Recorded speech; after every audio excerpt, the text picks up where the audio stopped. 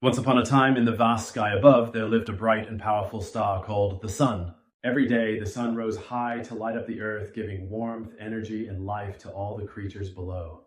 But even though the sun was admired by everyone, it felt very lonely. It watched the people play, the animals run, and the flowers bloom, but it could never join them. It had to stay far away, high in the sky, shining alone. One day, a little cloud named Cora floated by. "Why do you look so sad, sun?" asked Cora. "I shine all day," said the sun, "but no one can come near me. I have no friends." Cora smiled gently. "That's not true. You help everyone. Without you, the trees wouldn't grow, the rivers would freeze, and we clouds would be lost in the dark. You are our hero." The sun was quiet for a moment. Then it smiled, a warm golden smile that made the whole sky glow.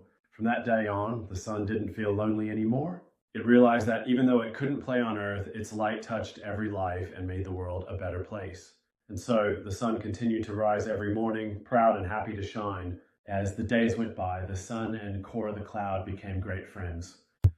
Cora would visit the sun every morning, drifting across the sky and sharing stories from the earth below. One day, Cora said, "Sun, would you like to hear about the little village by the river?" "Oh yes," said the sun, shining brighter with excitement. Cora told the sun how the children in the village ran outside to play when the sun rose, how the farmers worked joyfully in their fields, and how the flowers always turned their faces toward the warm light. The sun was touched. "I never knew I made such a difference," it said softly.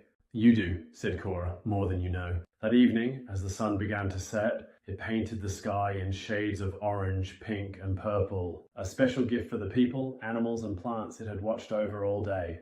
The children pointed to the sky and smiled. "Look, the sun is saying goodbye." And though the sun disappeared behind the mountains, it felt something new. Love. Not the kind you can touch, but the kind that fills the air when you know you matter. Every morning after that, the sun rose with joy in its heart, knowing it had friends below and above, on earth and in the sky. And high above the world, the sun was no longer lonely. One morning, the sun noticed that Cora didn't appear in the sky. The sun waited all day, looking across the wide sky for any sign of the little cloud. Finally, just before sunset, a small gray figure floated slowly into view. It was Cora, but she looked tired and heavy with rain. "Cora," the sun called gently. "Are you okay?" Cora sighed. "I had to visit a dry forest far away. The trees were thirsty and the ground was cracked. I gave them all the rain I had." The sun thought for a moment. "That's so kind of you," it said. "You helped to bring life back to the earth."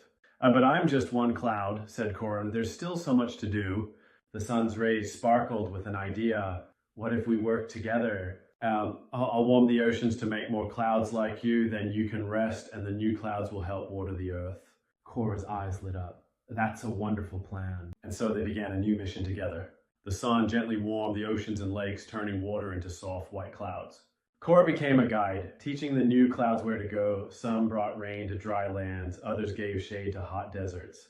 The earth bloomed with color, rivers flowed, trees stretched their branches, and animals danced in the cool rain. People looked to the sky and said, "The sun and the clouds are working together." Cora was no longer just a little cloud, and the sun was no longer just a lonely star.